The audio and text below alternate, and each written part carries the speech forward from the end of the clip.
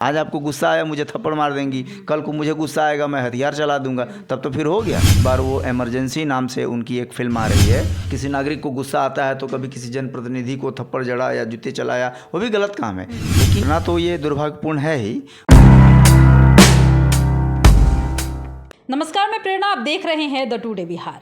कंगना पर चला थप्पड़ तो इस पर हो गया कंट्रोवर्सी। जी हाँ, ये हम इसलिए कह रहे हैं क्योंकि जिसे हम समाज का अराजक तत्व कहते हैं वो इस मसले पर खूब मजे ले रहा है। खूब मीम्स बनाए जा रहे हैं, कंगना का मजाक उड़ाया जा रहा है, कंगना को क्रिटिसिज्म का सामना भी करना पड़ रहा है और इसको लेकर कई तरह की बयानबाजियां भी हो रही है। ये भी कहा जा रहा है कि वो फर्जी झांसी की रानी थी जिसने असली झांसी की रानी से थप्पड़ खाया है।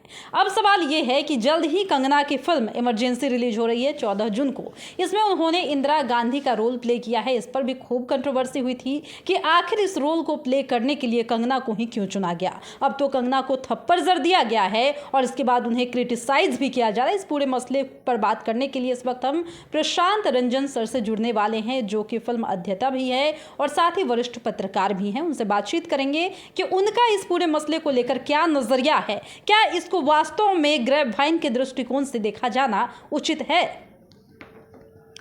हाँ, ये आपने जो प्रश्न किया है ये सही है कि एक दुर्भाग्यपूर्ण घटना घटी नवनिर्वाचित सांसद कंगना रनौत के साथ चंडीगढ़ हवाई अड्डे पर, जिसमें एक सीआईएसएफ कांस्टेबल कुलविंदर कौर ने उनको थप्पड़ जड़ दिया।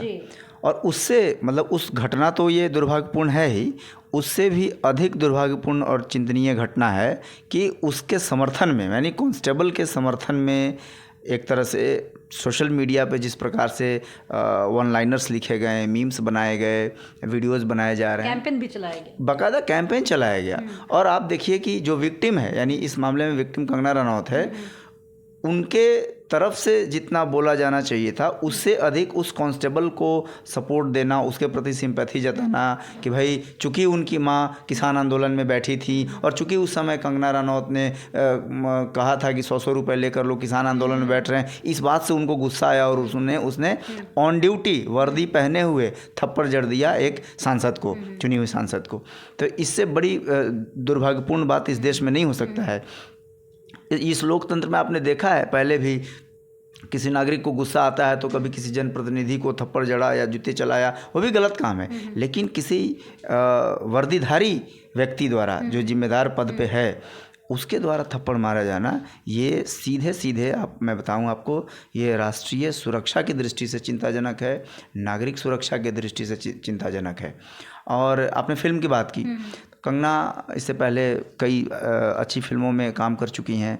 इस बार वो इमरजेंसी नाम से उनकी एक फ़िल्म आ रही है, 14 जून को उसका रिलीज़ डेट अभी निर्धारित है। कंगना इसमें मुख्य पात्र निभा रही हैं, जिसमें उन्होंने इंदिरा गांधी का रोल प्ले किया है।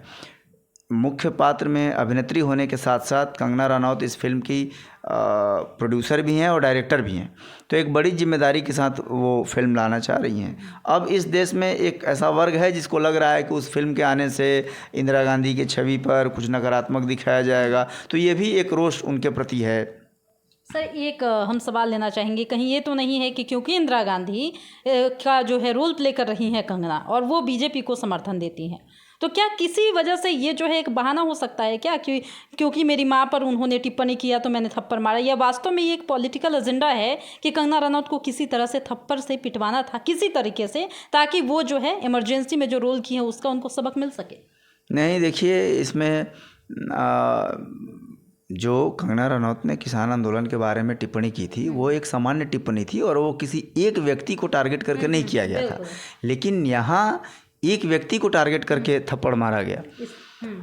इसलिए उसमें कहीं से भी गलती करने वाले को, कांस्टेबल को ज़रा से भी सिंपैथी नहीं मिलनी चाहिए, ज़रा से भी छूट नहीं मिलनी चाहिए। और जो कठोरतम कार्रवाई कानून के, देखिए देश संविधान से चलता है, कानून से चलता है, आपके हमारे गुस्से से नहीं चलता। आज आपको गुस्सा आया, मुझे थप्पड़ मार देंगी, कल को मुझे गुस्सा आएगा, मैं हथियार चला दूंगा, तब तो फिर हो गया। फिर तो जंगल राज और अराजकता क्या होता है, लॉलेसनेस क्या होता है, सिविल वार क्या होता है, जहाँ कानून का राज नहीं होता है। और जिसने कानून के राज को तोड़ने का कुकृत्य किया है उसके समर्थन में हज़ारों ट्वीट लिखे जा रहे हैं। विद्वान यूनिवर्सिटी के प्रोफेसर, बड़े बड़े पत्रकार और कई सारे लोग, बताइए जो कल्प्रिट है, जो दोषी है, उसके प्रति हमदर्दी व्यक्त करते हुए स्टेटमेंट दिए जा रहे हैं। इससे बड़ा दुर्भाग्य क्या हो सकता है यहाँ? और वैसे भी सर, कंगना तो अपने बेबाकी के लिए हमेशा से जानी जाती है, ये बात तो आप भी जानते हैं। किसी भी चीज़ में वो बोल्डली जो है चीज़ों को टैकल करती हैं। सुशांत सिंह राजपूत की जब मृत्यु हुई थी तब भी वो चुप नहीं बैठी, पूरा बॉलीवुड उनके खिलाफ हो गया, फिर भी वो लगातार बोलती रही। बाद में उन्होंने बीजेपी के लिए भी बोला है, समर्थन दिया है। क्या ये सब तमाम गुस्सा जो है उसको पॉलिटिकल एजेंडा के तहत देखा जा सकता है? देखिए, चीज़ों को पोलिटिसाइज करने की परंपरा इस देश में आज़ादी के बाद से ही रही है। और कंगना रनौत के बारे में आपने ठीक कहा कि वो बेबाक राय रखती हैं, अपनी बेबाकी के लिए जानी जाती हैं, और उनके स्वभाव का एक हिस्सा है थोड़ी सी तुनक मिजाज भी है कंगना रनौत। लेकिन जस्ट बिकॉज कि कोई तुनक मिजाज है या कोई बेबाक टिप्पणी करता है, उसको हम हर हालत में रॉन्ग बॉक्स में हर बार खड़ा नहीं कर सकते। और सुशांत के मामले में भी उन्होंने जो अपनी बेबाकी से राय रखी थी, आप देखिए कि मुंबई में उनके ऑफिस को बुलडोजर चलवा के ढहाया गया था, बाद में फिर कंगना उससे लड़ी और फिर सामने आई।